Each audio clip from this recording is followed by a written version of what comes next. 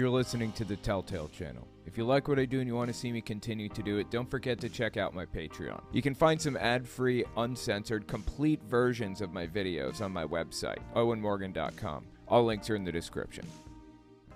Welcome, everybody. Thank you for coming. So, as you can see on my screen, I have Greg Locke, and I have Pastor Dean Odle on the right here. It's kind of hard to make it out. I have it on this screen because I want to start here. This is a flat earth debate, and I watched the whole thing. Boy, it was crazy. So let me explain what I'm going to do. I made a video that is kind of a highlights reel of this debate. I go through the key points, the important stuff, and that's going to be releasing on my main channel, on this channel, pretty soon, if you want to see just like the important stuff. But I want to show you what happened in this debate from beginning to end. I want to go through the whole thing. Let me just give you a little sample here. This is how it ended. Wait, almost, sorry. I'll keep my mouth shut, and you tell me how wrong I was about your misapplication of the ring stamping in Job chapter 38. First of all... Hello? Is it sunrise or not? Not at all. This is super adversarial. I don't agree with you. Turn his mic off. Get out. Wow. Watch. Now he gets a mic thrown at his head. You're a Bible denier. You're a Bible denier. Oh, I love everything about it, dude. Anyway, that should give you an idea of how it went. I want to watch the whole thing. So I'm going to start that out here on this channel, and then I'm going to move it to my unfiltered channel tomorrow morning. Wednesdays and Thursday mornings, 10:30 a.m. to 2:30 p.m. I stream, and this week, this is the whole thing. We're going to be watching through this entire debate. The whole thing's actually really fascinating. Now, I hear you asking, why are we even talking about flat Earth? This is ridiculous. Let me show you why. This is the Google Trends result. Actually, you know what? Let me just blow it up so you guys can maybe see it a little bit better. Hang on. Okay, here you go. This is a Google Trends result when I searched for flat Earth and Greg Locke. The blue line is flat Earth. It's how many people are searching for flat Earth right now. And the red line is Greg Locke. As you can see, there was a massive jump in flat Earth searches. November 2017, I believe, is when this is. I was just looking at it. Yeah. November 2017, another big jump. March 2019. Things started to slow down a little bit, but now it's on an incline again right now as we speak. The reason that Greg Locke decided to even talk about this subject is because his church is split down the middle. I mean, marriages are breaking up, according to Greg, and half of his church is like leaving because they believe that the Bible commands you to believe in the flat earth and all kinds of crazy stuff. So let's watch this debate. The whole thing is fascinating, in my opinion. And we're just going to start from the very beginning. This is the start where they sit down with each other. And it starts cordial. And through the entire thing, Greg Locke is good faith, it seems to me. Okay. Exciting. Oh, yeah, I'm sorry. And while we watch this, we're going to be playing a game. I'm just playing Final Fantasy VII, so I have something to do. Shouldn't bother you too much. It'll be in the background if you've never seen it before. All right, let's listen. Exciting. I want you to just, kind of welcome the people and just kind of give us, and again, we won't take a long time with this, but, hey, church it until tomorrow, and you drove a long ways to get here, many of you, and so it's going to be a good time. Kind of give us just a working idea in the ministry of how you were led into this. They're working on the mic problem. All right, let me just jump forward until it comes on. Hold on. The glory of God. Okay, here we go. The glory of God was around me as I walked down the aisle. I remember stepping out of the aisle. I don't remember walking down it. And I got up there with the pastor and prayed and accepted Jesus, and I was powerfully born again and baptized not long after that. But then, of course, I got into my teenage years. My parents divorced, and so we quit going to church. And Of course, like most teenagers, my friends kind of drew me into alcohol and drugs and That happens. Bad influences. sexual immorality, and I got into all that real heavy during my high school years and my first year in college. And so when I was 19 years old, I decided, well, I'm going to go out and work. You know, in fact, I was in Alabama. I was at Troy State University, it's now Troy. And I was really feeling depressed. I was partying. You know, I was in Sigma Chi fraternity. I was getting drunk every night and partying every night. And I was getting Okay, that sounds like just a straight up good time. I don't know what he's complaining about. burnout. And I had a modeling contract. I was supposed to be in the first He had a modeling contract? What was he, a hand model? He must have been a hand model, right? modeling contract. I was supposed to be in the first Die Hard movie and all that stuff. And so we're getting ready to do that. That's a Christmas movie, by the way. I just want you to know that. It is. Okay, I'm sorry. I'm having trouble believing this dude. I'm not convinced of anything that he's saying right now. Favorite ornament's the one where he's in the air duct. And yeah. But I was going to just go work for the summer. And I was going to work for the summer and then go to Hollywood. Actually, that's where I was headed. And Ooh, not Hollywood. Hollywood evil. We all know that, right? God had other plans. The guy I started working for started talking to me about Jesus, and I knew everything he was saying was true. Oh, so he got brainwashed. And when he finally used the scripture from Galatians, he said, no drunkard's going to inherit the kingdom of God. And I was a drunkard, man. And I was convicted for 3 weeks, and then somewhere What does he mean I was convicted? my day off, about a month into this, the Holy Spirit spoke to me. The first time I really know that God spoke to me, and he said, son, you can have everything the world has to offer and go to hell, or you can surrender your life to me and live forever. And he was making me choose. And I could see if I went to Hollywood what was going to happen. The Lord just gave me a vision. I saw it. And I said, well, Lord, I'm going to go with you. And I told him, I said, Lord, I'm going with you, or I'm not going at all. I will not be a hypocrite. And so I went and prayed with my boss that day and repented of my sins and really quit the drinking and the drugs. Dude, how predatory is that? Like, this dude had his boss dragging him into this nonsense. That is so sad. And the alcohol and the sexual immorality, and turned my life over to Jesus. And I've had some powerful experiences with him. Just shortly after that, I had an open vision of heaven, saw him. He called. An open vision, if you're unfamiliar, is the difference between open vision and closed vision is one of them is you're physically there, like in person, seeing, like God takes you to heaven physically. And a closed vision is he gives you this in a dream or whatever. He's saying God physically appeared in front of him in flesh or whatever. That's nonsense. I'm sorry, man. Me to the ministry. That's a whole other story. But so I started preaching when I was 19, preaching on the street and witnessing to people. My first convert was a high-level Satanist witch, and that was high-level Satanist witch. I bet. Absolutely. I totally believe you without question. That was an experience. I learned a lot there. And in fact, I've been doing deliverance since 1987, brother. Amen. Yeah,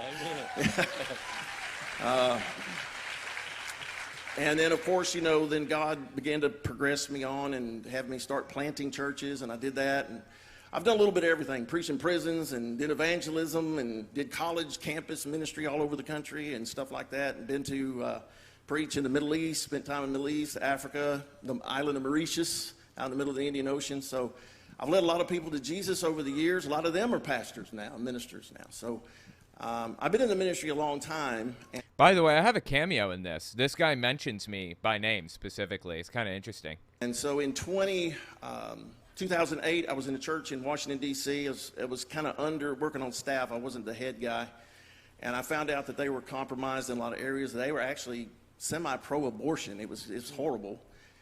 Wow, semi-pro-abortion. How horrible is that, huh? And I knew the Lord wanted me to speak up and deal with it and confront it, so I did. And the Lord told me, he said, they're going to fire you on November 30th. It's 2008. They're going to fire you. And I said, yeah. Oh, seriously? He knew, I guess, see, he's saying he's getting open visions. I guess this is one of his open visions. The Lord told him that he was going to be fired and gave him the date and everything. Absolutely. Unfortunately, we have no evidence that God is speaking to this guy.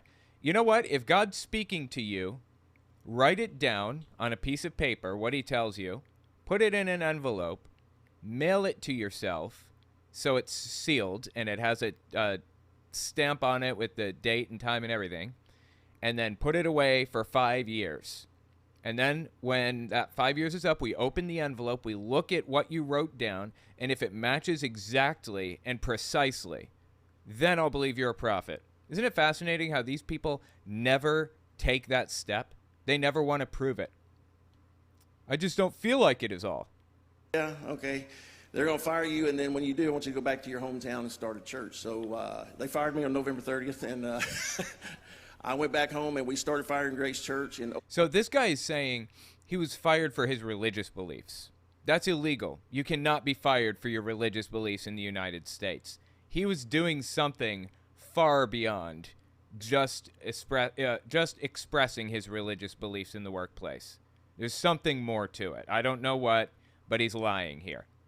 Like Alabama. We're right next door to Auburn University. In Alabama. Is he saying he was fired in Alabama for his religious beliefs? Really? I'm a big Auburn fan. And that's where we started 2009. So fast forward, I preach on just about everything. I talk about the Nephilim, the giants, the alien stuff. I talk about everything. Aliens, giants, flat earth, of course. And that's why I'm going to this place, because in 2015, the Lord spoke to me about 2 months before God really opened my eyes to this. And he said, I got something else to show you, and it's big. And I thought, what in the world could it be? I mean, I'm already casting demons out of Christians. I'm already... Oh, yeah, he believes in deliverance ministry, too, where he prays things out of people. This is a Greg Locke belief also.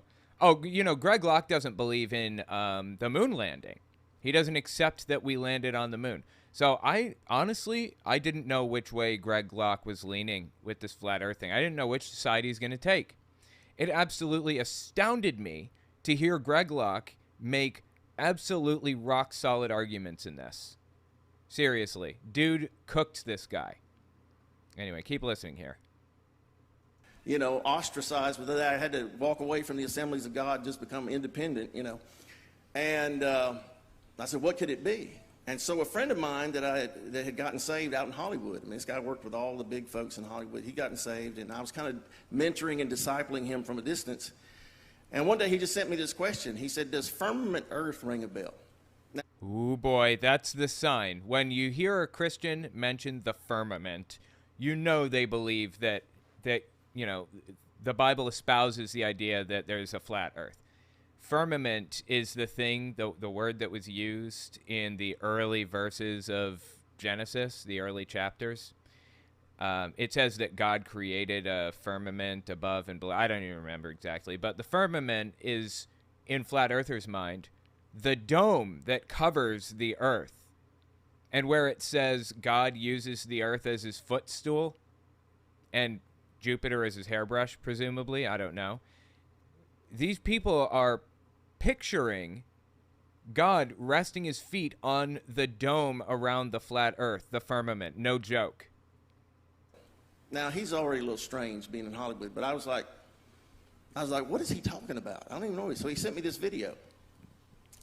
And it said nothing about flat earth or biblical cosmology. It said nothing about it in the beginning, but I just started watching it. And the first part of biblical cosmology. What a saying. Biblical cosmology. There's a lot about NASA's fakery, where they've been caught faking stuff at the ISS. And oh, yeah. NASA's been caught faking stuff. Absolutely. 100%. All kind of stuff, and the moon landings and all that. And I already didn't believe in the moon landing. So he sent me this, and I'm like, why does that not surprise me? What is he talking about? But as it got about halfway through it, the Holy Spirit just came all over me. I knew. I said, you know what? They've lied about everything. Not just some things, but everything. Who is they? Are they in the room with us right now?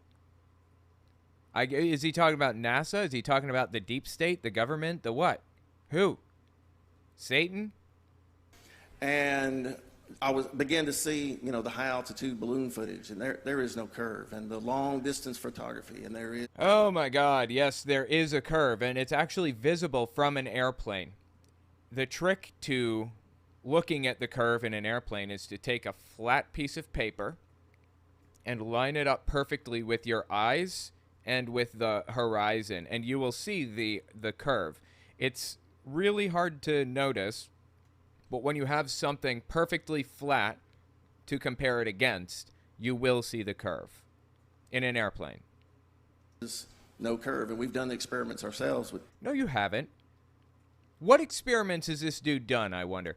Did he do the classic one that they did thousands of years ago, where they take two sticks, two poles, and they put them, in the ground, one in Rome and one in Israel or something, whatever, and measure the shadows at exactly 48 hours apart, and use the calculations, the trigonometry and stuff, to figure out what the curvature is?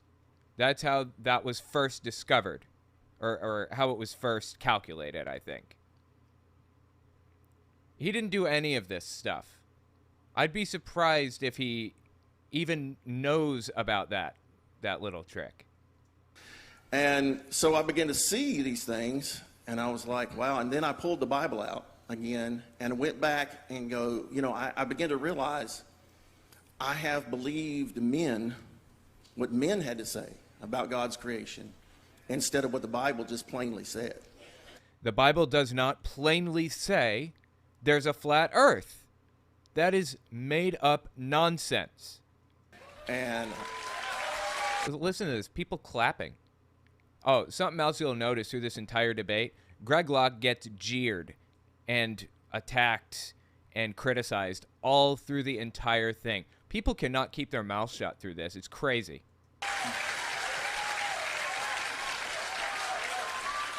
And I realized, even in my younger days, when I was in my 20s and 30s, I would read Joshua 10, where Joshua told the earth, he's standing on the earth, and he tells the sun and the moon to stop moving.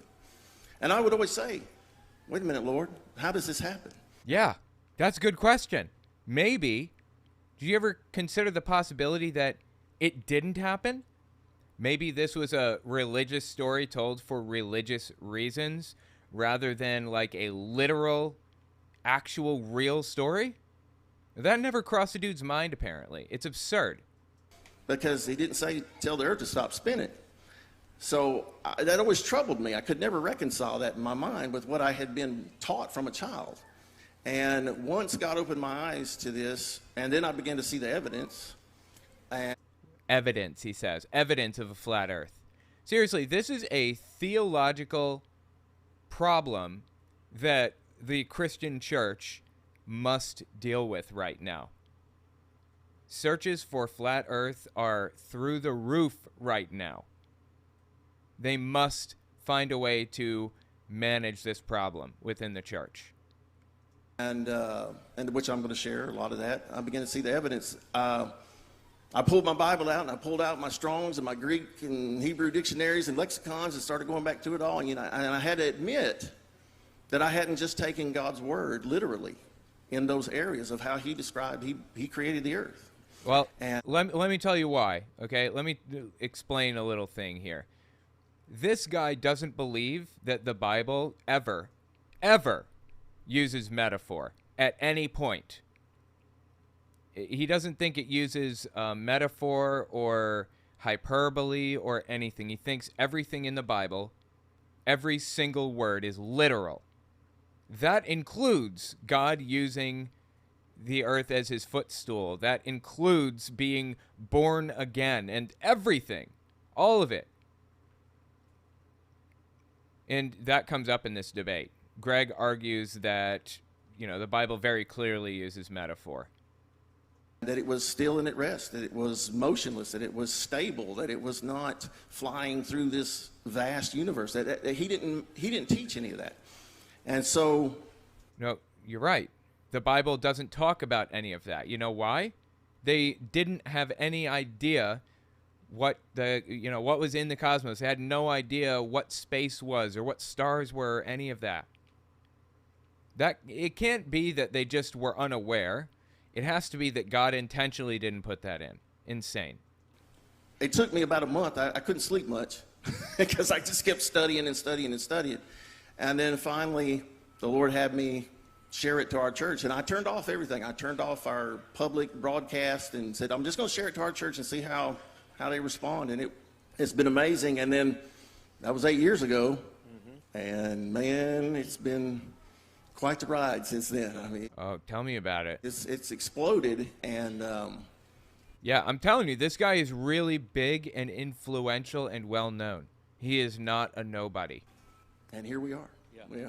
But that's Absolutely. my side of it. Yeah, a lot of our folks, and even a lot of people watching, maybe aren't as into this and understand the reality of it. And that's one of the reasons I think it's good that two pastors are discussing and debating this from a biblical creationist standpoint. But what I find, and some of this no doubt, is perception, because this is so new to me. And you have to understand, I'm going to be a little bit guarded in the way that I discuss things tonight, because... Well, you can tell Greg Locke is walking into this in good faith, right? He doesn't want anybody upset. People at his church believe in the flat earth. They're convinced of it to their dying breath. And he doesn't want to, like, turn anybody away. He just wants to convince him that this is an end times deception, basically. And he's going to use the Bible specifically to argue against the flat earth belief. Now, he does use science in this, but he specifically and intentionally used the Bible to disprove, the flat earth or whatever, because it's a theological problem that exists that needs to be dealt with. It's not about the science. It's about the theology here with Greg. I can be very bombastic, right? And I don't want to seem abrasive. I don't want to come off as a jerk for Jesus. But here's one of the things that... A jerk for Jesus, bro. That ship has sailed. That bothers me from the beginning. And I just want to ask you a couple of questions, because you're really the one that we brought here to explain maybe what we don't understand, what we're trying to figure out, right? And so there's no need for me to ask myself these questions. And so the first one is, I have a hard time with the people that see factual things, and I'm not talking about curves and all that. I'm not talking about looking out the window of an airplane and all of that, right? We could argue that till the cows come home. But I watched this show. Well, there's no argument here. You can simply do the measurements and be done. There is no, opinion in this scenario. This behind the curve, right? And there were 3 times in that documentary where the evidence proved rotation and curvature.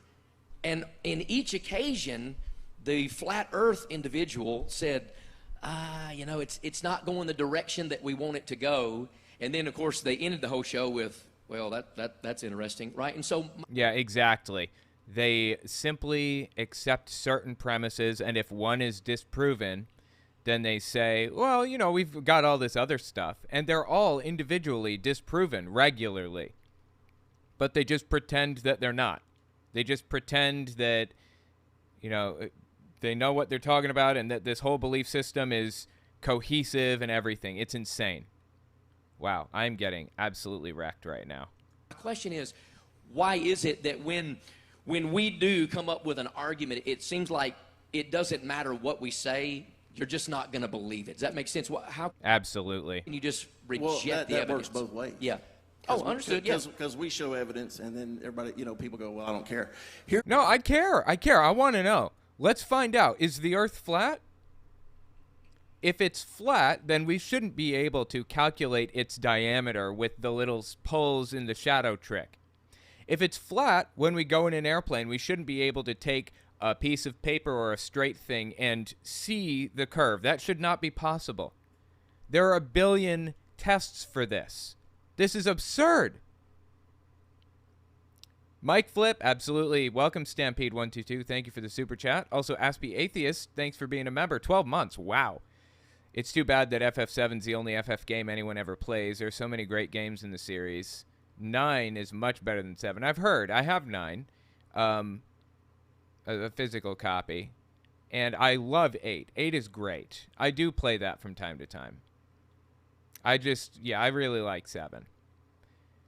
Golden Ibex, the more conspiracy theorists are allowed to align with the church, the more this Delulu thinking will seep into society. Agreed.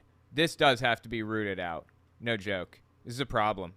Here's the thing about whether it be the gyroscope, that electronic gyroscope, and I remember that. Now, you got to remember, you got to look at Electric gyroscope? What?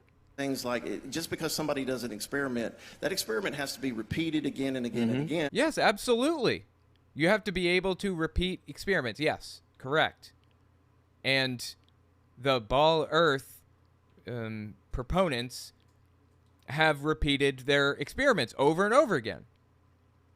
And observed again and again before you realize it. But see, Michelson Morley, the two scientists in the days of Einstein, did an experiment, the famous one, where they proved that the Earth was not moving through the ether. And the ether was an accepted concept back then, and really more and more physicists are coming to accept the ether. Now, what the ether... Oh, my God, dude. He believes in an ether or whatever. There was a concept for an ether at the time because they didn't know what space was exactly. They'd never been up there. They had never, been high enough to understand or even examine or anything. They had no clue. But ultimately, the ether was space all the way back then, long before we had ever done any serious experimenting or gone up there or whatever. Ether is it's an unseen, you can see it sometimes if you zoom in on the moon, but it's actually a dense type, superfluid type gas. It gets more dense as you go up. And It's a superfluid. Earth is surrounded by a superfluid. And you can see it when you look at the moon. Really. Get help, people. Welcome, Nemo2. Hello, everyone. It's so weird when Locke is a voice of reason. Oh, just wait. You don't even know. This dude absolutely annihilates Odle. He is on point with all of this. Talked about it a lot, but here's what they discovered. When Michelson and Morley did their experiment, they did find 1/6 movement, okay? Because the ether is moving. The ether is what we believe the sun and the moon are moving in a circuit, as the Bible says in Psalm 19, that the sun and the moon's moving in a circuit over us, and that they're at a certain altitude. Circuit meaning orbit, basically. They're moving in an orbit. That's another word for it. And that literally that ether current is what's pushing it around. I found government documents that actually admit this. I found government documents. He said, okay, well, you should be able to show us those documents, right? You should be able to validate that they are, in fact, real. They believe in the ether current, and they believe in the ether. So the ether is moving. So certain instruments, like when Michelson and Morley did their test to see if the Earth was moving, and the gyroscope, sometimes they're going to pick up the movement of the ether, and not necessarily doesn't mean that the Earth is spinning. Now, like one of the big arguments of the global side, the spinning ball side, is globe heads, Foucault pendulum. But what we have discovered is that in Smithsonian, I actually have the documents. The Smithsonian admits that they use an electromagnet to move it. And wait, the Smithsonian admits that the Smithsonian uses an electromagnet to move the Earth? Is that what he's saying? I'm super confused by this. And Matt Long is here, who used to work. Where are you, Matt? There he is back there. Matt Long used to work for a construction company that actually installed one of those electromagnets on the pendulum. So they... Wait, so... Okay, oh, God, I am so lost. Is he saying there's a pendulum on the bottom of the flat Earth, and the Smithsonian uses electromagnets to move the pendulum? I don't even know what he's talking about right now. They try to tell us in the media, through the media and the agenda, is that the Earth's... The globe heads. ...spinning is what's moving the pendulum. But you have tour guides that will admit, when the Foucault pendulum, they'll admit that they have a motor on it, an electromagnet motor, that if it was left alone, it'd stand still. But they keep it moving. Dude, I'm sorry. I don't even know what he's talking about right now. So what I'm saying is that there's a lot of stuff that's put out for evidence, but once you really look at it, and you could even find them admitting it, that it's... Who is them? Who are they? Are they in the room with us right now? Kind of gets debunked real quick, but there's a movement in the ether for sure. But let me just say this too. I've spent hours. I am the one that put out the government documents, because I spent one day I sat down with a cup of coffee, and at like 9 o'clock in the morning, and I didn't get up until 5 that afternoon, digging through the Freedom of Information Act. Totally. And this guy solely, him personally, he has access to all of these government documents, right? Through the Freedom of Information Act. That is really an act where you can basically request documents from the government on this thing or that thing or whatever. And it's really valuable, but it's like a legal process that you have to go through. It's very complex. I mean, he had to have had a lawyer do this. Did he have a lawyer do it? Or did he just fabricate one of these documents and post it? I mean, I don't even know if these documents exist. For all I know, he could have completely made their existence up. And I would not put it past him. He is absolutely batshit insane. The problem with this guy is that he believes that the Bible says that the earth is flat, and that's all there is to it, period. Now he's going to go back and look for the evidence that proves what he already thinks. Wait, did I get his, okay, yeah, I wasn't sure if I got his ultimate weapon. All right, cool. Room where there's declassified documents there. I found Russian and United States military, CIA, you name it, documents that admit that we live on a non-rotating flat earth. And Are you kidding me? He thinks he found Russian and American documents that prove we live on a non-rotating flat earth. Really? This is insane. This is the theology that is permeating the evangelical church right now, that's causing numbers like this to show up on Google Trends. This is nuts. Give you literally... Look, people clapping for this at Greg Locke's church. Dozens and dozens and dozens of those documents that our government admits it, but they kept it secret from us. So what I'm saying is there's a lot of evidence. And the original science, in fact, Einstein created his... There is no evidence for a flat earth. ...famous theory of relativity because once that Michelson Morley proved by scientific... They admitted that their experiment proved that the earth was not moving. But who admitted this? What is he even talking about right now? Is he saying that Einstein admitted that the earth doesn't rotate? What? He has no idea what the theory of relativity is, does he? He does not even know. They could not accept that because they were hardcore Copernicans, and they just didn't accept it. And so he came up with the E = mc squared theory. He is. He's saying that Einstein didn't believe that the earth rotated or whatever. This is just straight up unglued from reality. Right? But Tesla said his theory was just a bunch of hogwash and he was a fuzzy-headed idiot. And Tesla was the one that was the real inventor and true scientist. So, dude, this is insane. This is fever dream insane. So what I'm saying is that it works both ways, you know. But I will say this: people that are on our side, my side about this issue, the other side, you have to remember this about us. We believed everything you believed before, you know, because that's what we were taught. You know, we didn't have a choice. I mean, from childhood on up, that's ingrained in your head that we're spinning and flying through an ever-expanding universe. But here's the reason why you know that's not true. We can observe it, but see, remember. No, you can't. You're trying to tell me you observe the Earth not rotating and being flat? Really? Brainwashing stops you from being able to think and even accept what you observe. Now, they tell us we're going around the Earth 66,000 miles an hour, 67. I mean, it changes all the time. And now this is where Greg Locke starts to come into the debate. Again, hard respect for Greg Locke for his role in this. He's a complete scumbag outside of that, which you'll see pretty soon, but he did a fantastic job. He did his research. He was very well read before coming into this. Just check this out. And they say we're going around the sun. Then they say that we're moving 500,000 miles an hour through our solar system.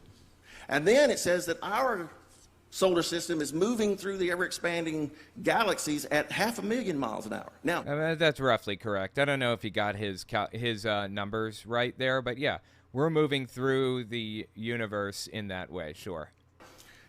we do that. They say we're doing that we've been doing that for thousands of years, and yet... No, we've been doing it for like 4.5 billion, the Earth has. Polaris, the North Star, never moves. Are you kidding me? When somebody does time-lapse, focuses on the North Star, and does time-lapse photography, the circles that the star trails, are perfectly circular. Oh my God, dude. He's just making things up to support his point right now. And every night I can walk out of my house and point in a direction, and Orion's belt will come up in the same place every night. Is that maybe because you live in the same place? You've lived in the same spot on Earth? I wonder what he would... Has he ever been to Australia before and looked at the stars? Has he ever gone to Australia and identified Orion's belt from there? Now, if we're flying, spiraling, spinning through an ever-expanding universe, then the stars we see should have changed. But we can look back at the ancient Egyptians, and they were looking at the same stars. And No, he just doesn't understand how vast the universe is, and that makes sense. It's hard to conceptualize. I mean, I can't even conceptualize it, having researched it heavily and put a lot of thought into this. And I mean, this guy doesn't even believe this stuff, so you can't convince me that he's put a lot of thought into how vast it is. It's very hard to understand. It's called, what's it called? Deep time and deep, oh my God, there's a term for it, where it's so big and vast, human minds are incapable of fully comprehending how big it is exactly. Time-wise, space-wise, whatever. Navigating the same way we do today. So just by what we observe and see, we are not a spinning ball in outer space and then flying through an endless space. That's just nonsense. Let me Got to get more claps, right? ask you a question, and we're going to get to a lot of that more in detail when we Well, I'm surprised no one clapped.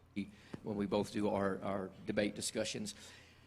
One of the things I have a hard time with is, look, I get the government lies. One of the hard things about the flat earth idea, what I would call a flat earth theory, is there's a lot of conspiracy theories that are true that I believe in, right? There's no doubt about that. And so it's almost like an us and them. You guys are the few enlightened people of reality, whereas I would say, well, of course I know the election was stolen. Of course I know that vaccines are nonsense. Of course. Oh my God, dude. I didn't close my church. We even put up a sign that said we're a mask-free campus. We don't even... Yeah, he forced people to not wear masks on his campus.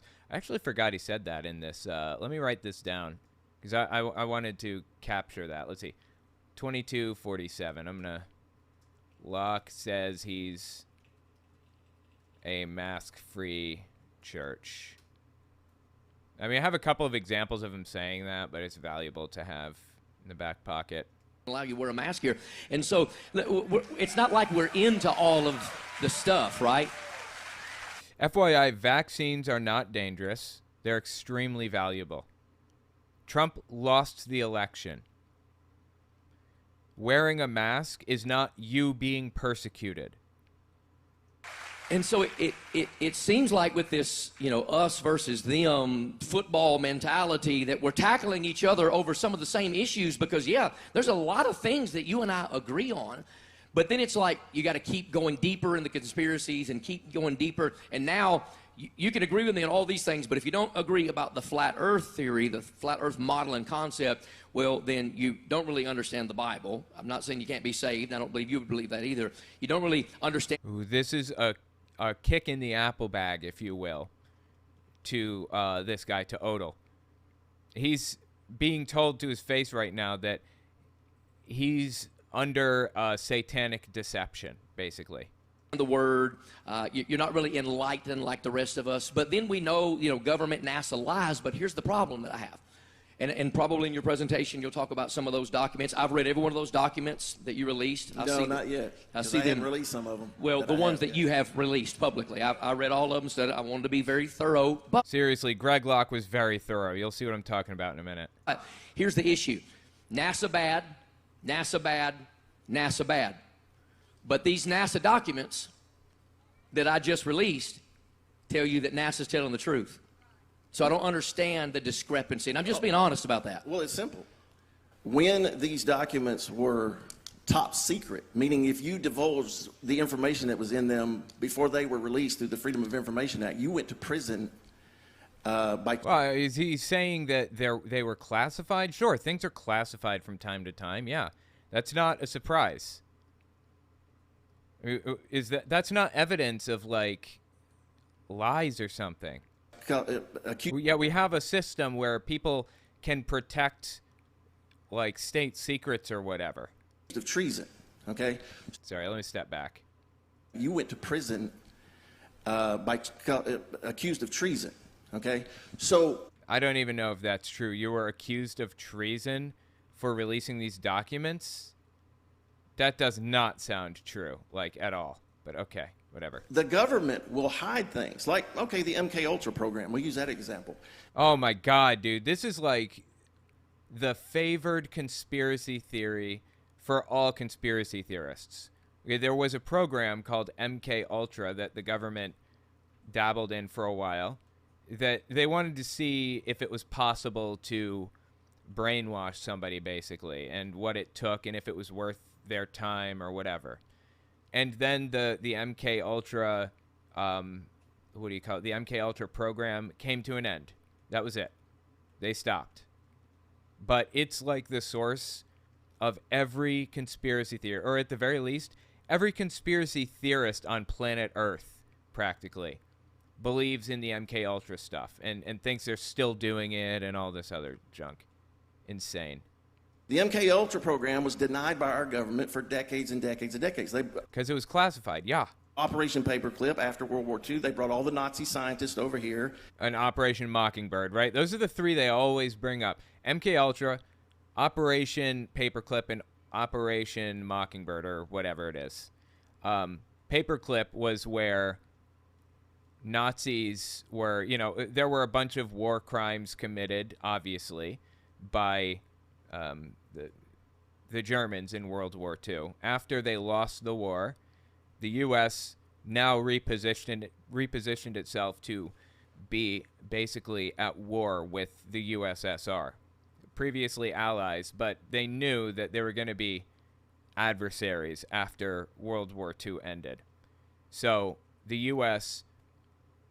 basically granted citizenship to the highest ranking doctors and scientists in the Nazi regime because they didn't want the USSR to get their hands on them.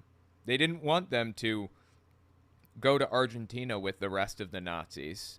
They wanted to get them out of the hands of the USSR. Was that right? No. They should have all been tried for war crimes if they were involved like that. Or not war crimes. They should have been tried with, Nuremberg trials. They should have gone through Nuremberg. Is that war crimes? I'm not even sure. Anyways, they should have been charged for their involvement in World War II, what they did, rather than hired by the U.S. government. But that's what happened. So, yeah, welcome to world politics. First time? Gave them immunity, and they basically started the mind control program through it's called MK Ultra. It's called Operation Artichoke. Oh, wow. Interesting. He's combining MK Ultra with Operation Paperclip. I don't think I've heard that one before. He's saying that the U.S. hired Nazi scientists to experiment with brainwashing. That's new. Okay. Mockingbird, right? So all of this was done. The United States government, the Canadian government was involved. All right. All of this was kept top. Keep in mind, this guy lies for a living. His entire life is about lying. You can't trust a word out of his mouth. So if he says the sky is blue, then double check, okay? It's important that you don't, just accept blindly what this dude has to say. Joel, he's talking about doctors that assume FE to minimize variables for the math. Oh, okay. He's talking about doctors that assume flat Earth to minimize variables. Got it. Interesting, yeah. This guy's brain is like a BB in a boxcar. Absolutely, it's insane, man. This is just wild stuff. Secret until it got leaked out in the 70s and through the church committee, and it got leaked out, and then they found the documents. See, this is what I find fascinating. He's saying that, like, this was all leaked because there were whistleblowers or whatever. Yeah. Welcome to the world. This is how it works. You think a secret can be kept anywhere in the world? It will eventually get out. The more people that know something, Mickey is sitting on me, and it's inconvenient. Anyways, the more people know something, the more likely that thing is to be exposed. Now, with flat Earth, you have to believe that telescope manufacturers and globe manufacturers and airline pilots and everything else all have to keep up this lie. I mean, how many links in the chain is that?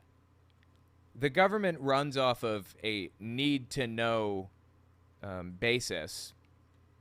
And even Prism, if you guys remember Prism with Edward Snowden, even Prism came out with, like, so few people who actually knew that. It still came out, Prism did, that Apple and Google and, every other major company out there was basically giving the U.S. government a back door to their software and their data. That came out all the way back in 2000 and something. I don't even remember. Snowden released that. But it's so hard to keep anything under wraps, anything at all. And this dude thinks that, like, this is the biggest conspiracy on planet Earth, that everybody secretly knows it, but no, everyone's going to keep denying it. This is insane. Buried in the CIA headquarters, and they had destroyed, matter of fact, the CIA director, Alan Dulles, had destroyed about 200,000 documents trying to cover it up, but they found some hidden in another office. So all the truth came out. So what I'm Who is they? They found some hidden in another office? Is he talking about, like, government employees or something? I don't know who he's talking about here. Oh, my God. Miki is all over the place. Let me just set her down. Hang on. 1 second. Gotta get down, Miki. I'm sorry. There you go. Good kitty. All right. Okay, let's continue.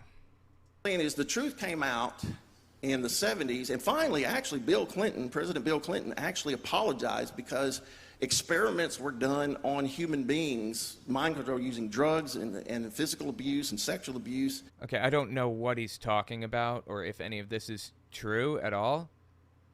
But even if it is true, it doesn't mean that the Earth is flat. Okay, you know what it means? It means that information came out that was supposed to be kept secret. He thinks this is evidence in his favor. It's not. It's evidence against his position that globe manufacturers and airplane pilots and telescope manufacturers and map manufacturers and GPS location services and everybody that works on all of that stuff, they all are lying intentionally and deceiving the people around them because they want to keep up this lie. Why? Got me. Your guess is as good as mine. Why is this valuable for them to... Oh, my God. I forgot I used a reflect ring. Oh, I got to fix that. Why is it valuable for them to do this? What's the motive? Who knows? And sometimes against people's will without their knowledge. And some people died in those experiments that the CIA was doing. Now, you could look back and go back then and say, oh, that's a conspiracy. And the government, the government covered it up. But when those documents come out that were kept secret... And we know, okay, they were discussing this between them, and they have to do that, and it's the same. Well, I mean, everything's been discussed by the government. Literally everything. At one point or another. Everybody in the government... Kashmir being a shithead again. The government has discussed whether or not they should drop nukes on Russia or whatever. They've discussed all of it. This is like how option... plans work or whatever. You give people all of the choices on the table and you let them make those choices, Joel, flat earth is such I'm trying to be careful. Such a stain on Christianity. I'm a devout Christian committed to figuring out how to combat this absurdism. Any suggestions? Keep on fighting. Keep on talking about it. Tell people that you know. People laugh about... they laugh about... Oh, my God. I just completely lost my train of thought. People laugh about awareness and how valuable awareness is, and the fact that it doesn't do anything for anybody. Like, why do you even care if anybody's aware of something? Awareness is actually extremely useful. Even negative press is good press, effectively. It's valuable for people to be aware of things, and it's important. So spread it. Spread it around. Tell everybody that you know. If you want something to propagate, to move through a population, you have to tell people.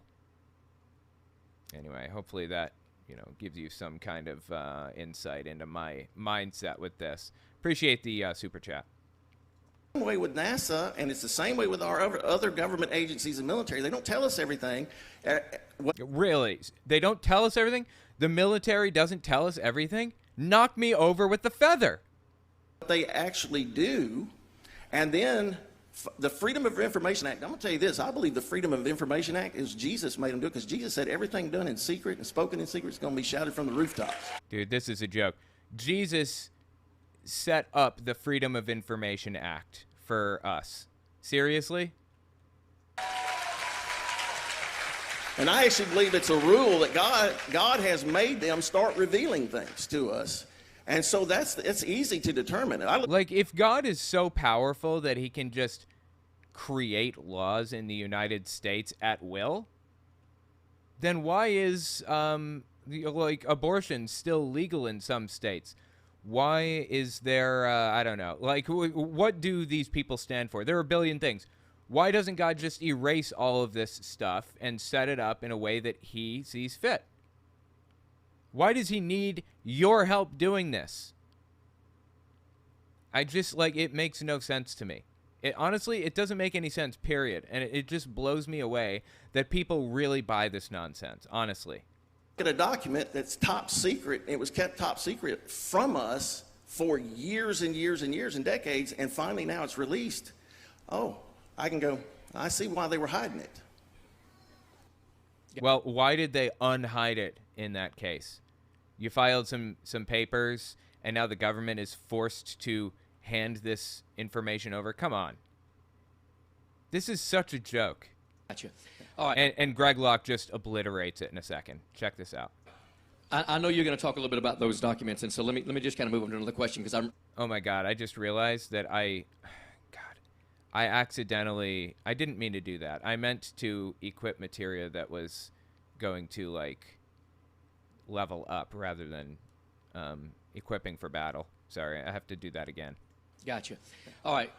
I know you're going to talk a little bit about those documents, and so let me just kind of move on to another question, because I'm really anxious to get you hooked up and let you start doing your actual presentation and make sure the guys have the cord and the computer and all of that ready. Okay, the age-old... Greg Locke told him if he would have a debate with him, he would give him his platform for as long as he wants, and he would just let the guy talk. I think that's wrong, and I think Greg Locke regrets it now too, honestly. Question is, why don't you guys still have an actual map? Why do you have a model but not a scaled map? Nobody does. You know that all of our maps Are you kidding me? Nobody has a map. You must be joking. Nobody does. You know that all of our maps are wrong. Every single one of them. Well, we have a scale, and you can tell me that this is 200 miles apart from certain towns, and I can look at the scale on a regular map, and I can drive it, and it's exactly 200 miles apart. There you go. The map works really well. And again, you have to know how to use a map. Maps have different scales and different things that you look at. But wow, you have to know how to use a map. This guy is revealing some new information to me. I had no idea. To be able to use a map, you have to know how to use that map. How about that? Bottom line is that all maps are wrong. The projection map, one of the Mercator maps show Iceland like bigger than Africa, and that's... This is just absurd. I mean, he's correct that the Mercator projection is not an accurate map to scale, but it shows you what the Earth looks like and where the countries are positioned relative to others. If you actually make them the same size, you have to expand the oceans out and everything. There is no perfect 2D representation of a 3D object. It's going to have some little quirks in there. And he's using the fact that there are little quirks in there to claim that it's all wrong. It's always been wrong. There's no reason to believe any of this. It's all made up. They're lying to you. Come on, man. Come back to reality. Not true. So what I'm saying is, nobody has a true, accurate to the perfect map. That's just a fact. Not your side, not mine. Like, no one said the maps were absolutely flawless. They said, you don't have a map. You don't have a map. How do you account, or how do you reconcile the fact that the maps that we use are so accurate that we can drive across the United States and be within a couple miles of how far was originally calculated by our GPS and stuff? And you don't have anything. How do you account for that? He doesn't. He just says, well, you don't have an accurate map. Yours is off by like a couple miles over 1,000-mile distance. And that means that the fact that I don't have a map is just as valid. We're still working on it. We're still working on having a map, he says. But we can travel based off our model and based off our map and get exactly where we want to get. But you can't do that on the model of the flat Earth. No, it's not true. And even Africa's like 3,000 miles wider than it's supposed to be because it's looking down on a spherical Earth and it's just been flattened out. There you go. 2D projection of a 3D object. It's absolutely not true. Well, tell us then. That is 100% true. No, it's not. No, it's not.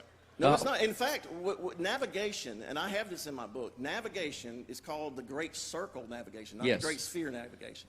All right, so everything. Yeah, but every pilot would tell you that's an actual commercial airline pilot. Where's my Army pilot? So this guy found a single person who claims to be an Army pilot for some period of time. Who knows how long? Who knows if he even was? And is now working for Flat Earth. And that invalidates every other pilot on planet Earth and what they have to say. This is absolutely insane. Army pilot. Yeah. Stand up, Army pilot. Where are you? Okay, see. There he is. So what I'm saying is not every pilot will tell you that. I have a friend, good dear friend. Commercial airline pilots will tell you that. A commercial pilot will tell you. Yes. I have multiple. In fact. Because I don't want to get on a plane of a guy that doesn't know about the rotation of the Earth because I'll end up in the wrong place. That's the entire idea because of flight. This is what, okay, this is a perfect example of what I'm talking about. All right, if you. Walking a distance is not the same as flying a distance.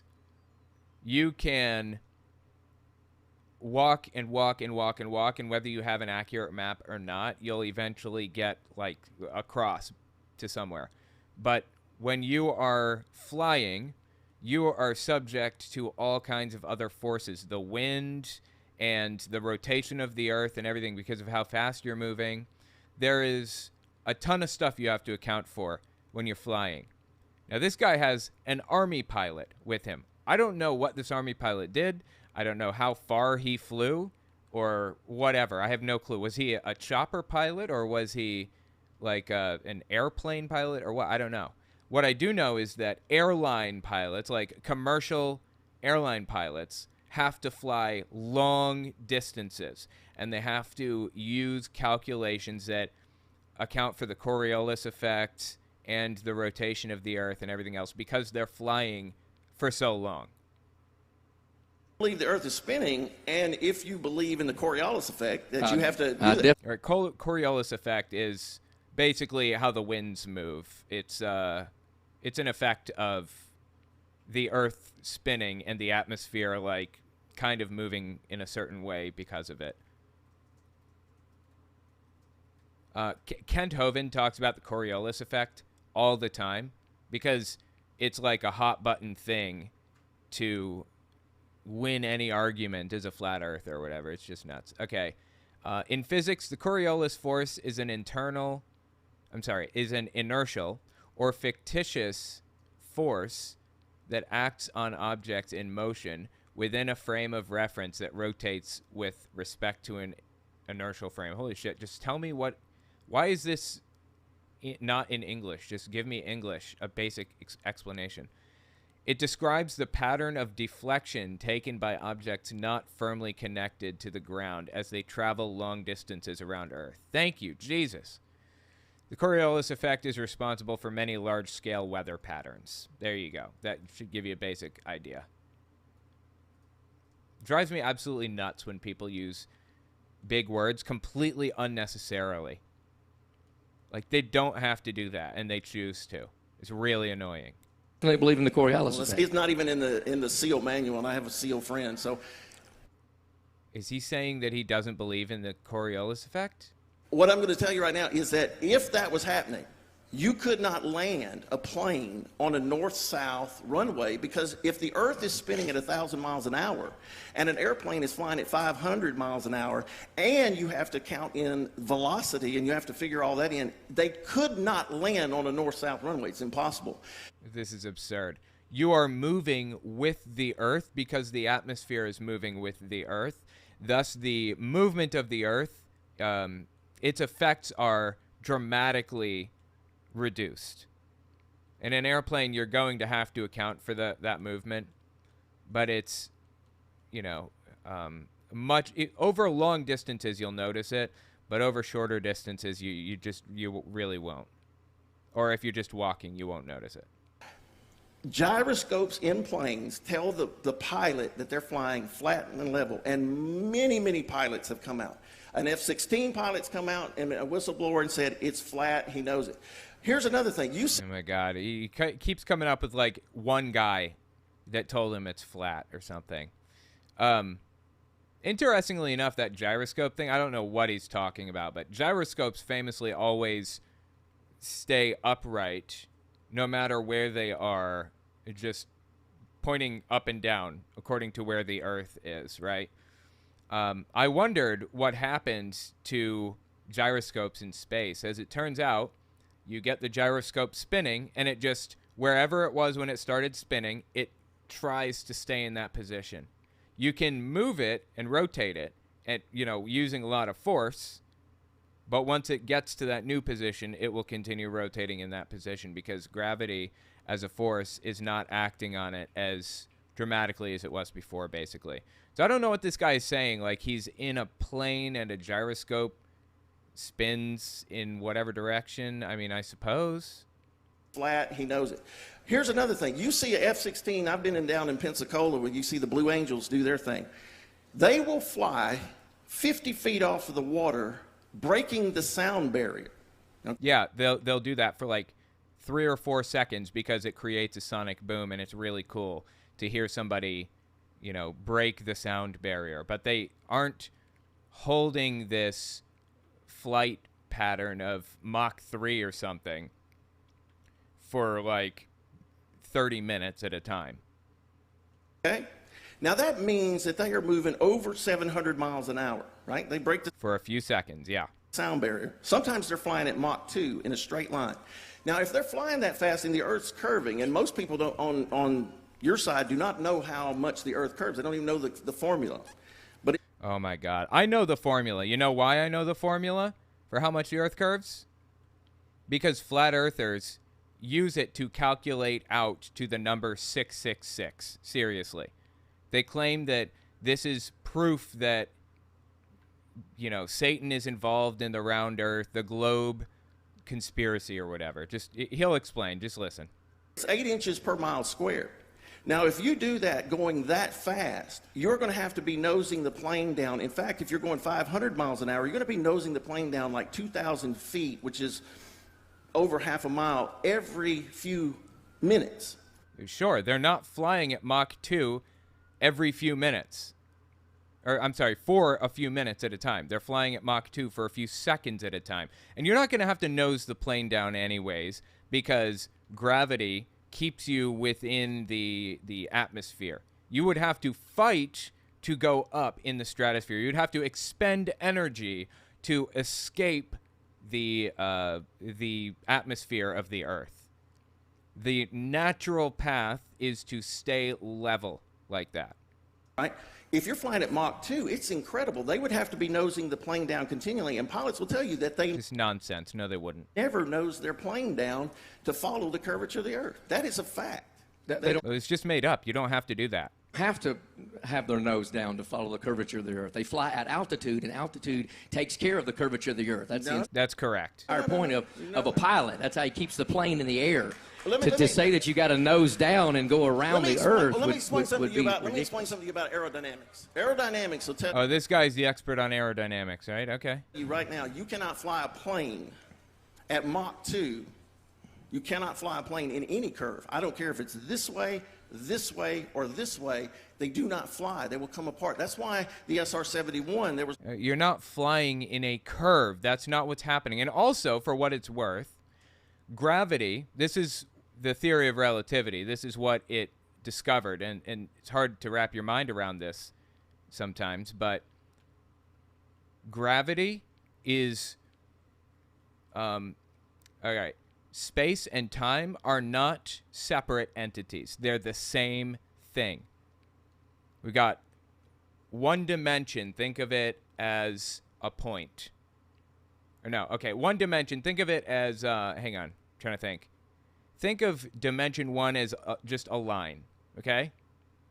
And then you pull that line out and you have the second dimension, say a piece of paper, a square. And then you pull that square out and you have a cube, the third dimension.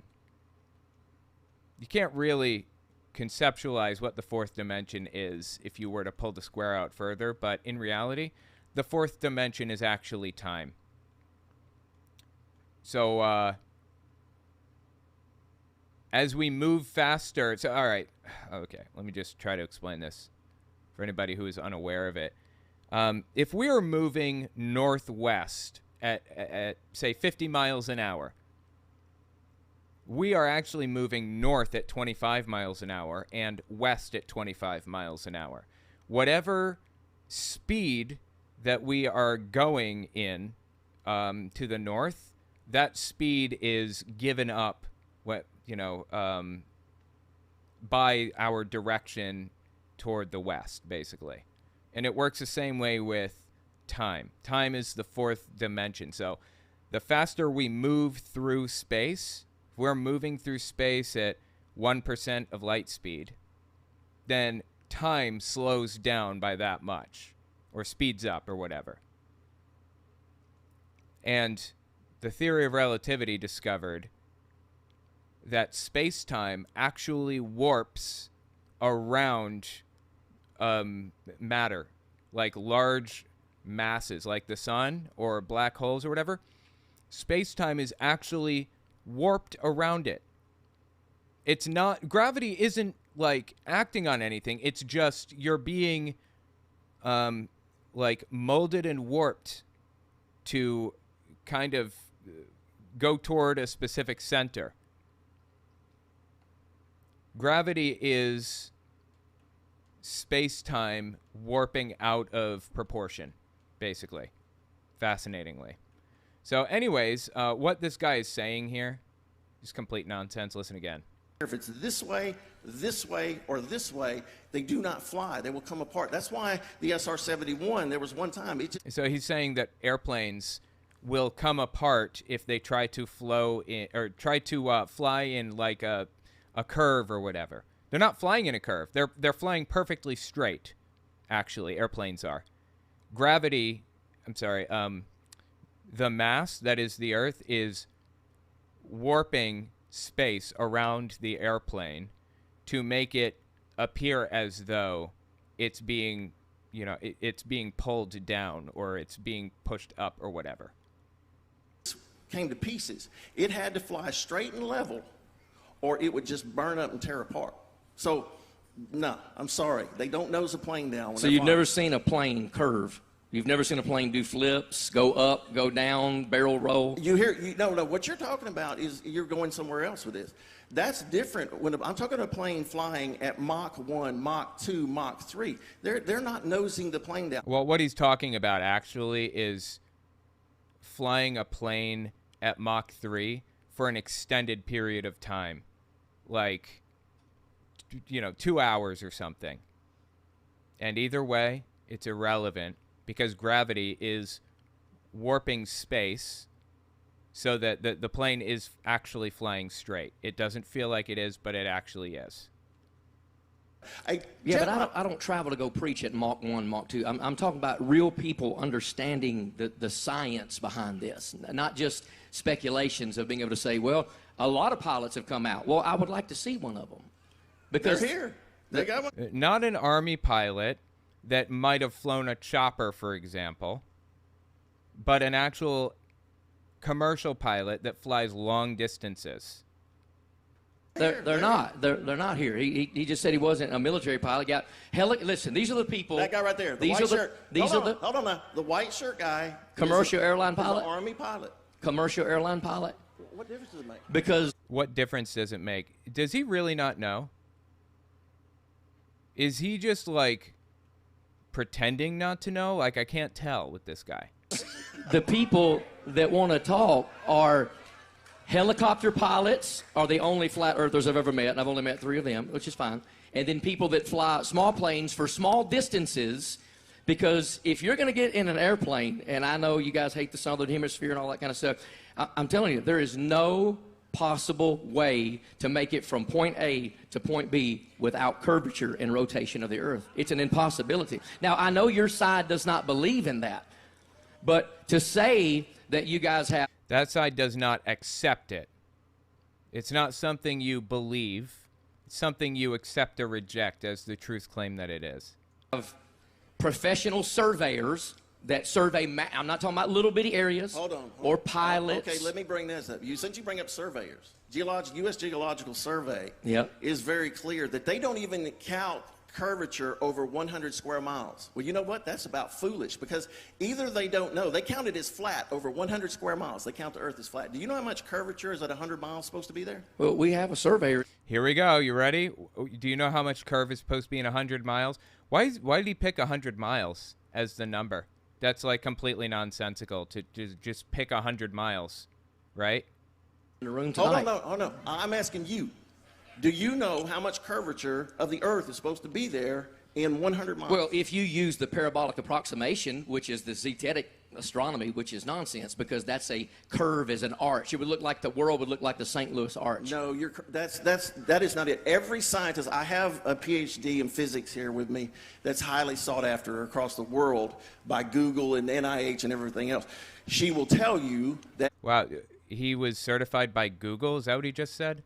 If you're going to have a ball that's 24,901 miles in circumference, and it's a perfect sphere, right? You have a sphere. And that's what NASA shows us is a perfect sphere. Though Neil deGrasse Tyson says it's a pear-shaped thing, right? Oh, my God, dude. When he says it's a pear shape, he's saying that because there are diameter differences at different spots on the Earth. But the Earth is actually smoother than a cue ball, actually.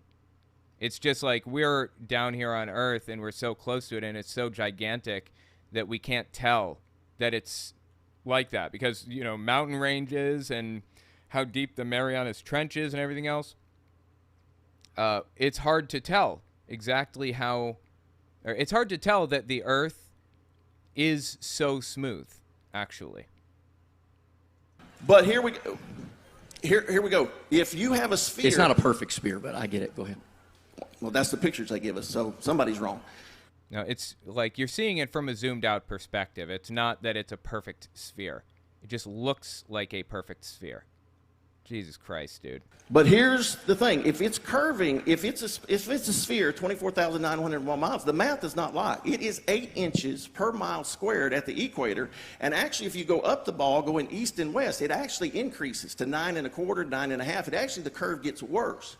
So no, these are things we can calculate, and they're not arguing. I have engineers and PhDs in physics who will explain to you the math if you need it explained to you. But I don't know where you're coming from with that crazy stuff. The Earth, if it is the ball... it comes right out of the Zetetic Astronomy book from Samuel Robotham. No, it doesn't. I've never even read his book. Okay. No, this math is very... Yeah, I have no idea who they're talking about right now. Very clear. It's as clear as it gets. Where's my PhD in physics? Please stand. A PhD in physics. He found a PhD in physics to come here and vouch for the flat Earth.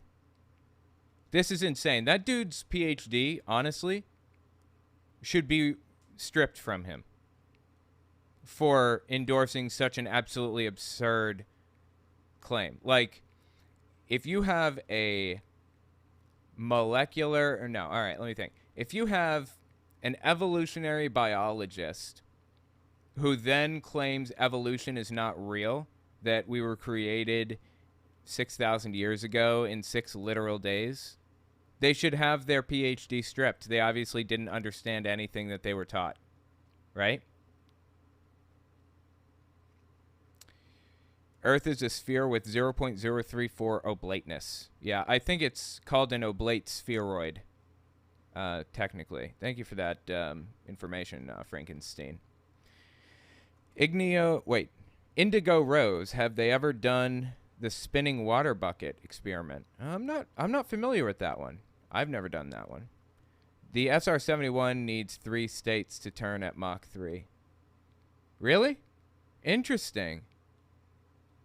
You know, I never really considered what would happen if a plane tried to turn at Mach 3. That's got to be crazy. You're my resident machine guy. Guy, gal, or non-binary pal. It's the first time I've rooted for Greg Locke. I'm so ashamed. I know, right? You don't have to root for him. He wins. He absolutely destroys this dude. It's fantastic. But anyways, I'm just checking through here. 0.0034. Okay. Anyway, just looking through the chat here. All right, awesome. Well, anyway, I'll tell you what, I have to get out of here. This is super fascinating, but if you want to see more of this, come over to my Owen Unfiltered YouTube channel. If you missed the live stream, you're watching this later, that's okay. Just watch the Owen Unfiltered YouTube channel. I'll be releasing the videos in parts, about an hour long each, the entire debate. I'm going to talk about all of it. So, yeah, hope to see you guys on my live streams. If I don't, I will see you guys next week, okay? All right, have a good one, everybody.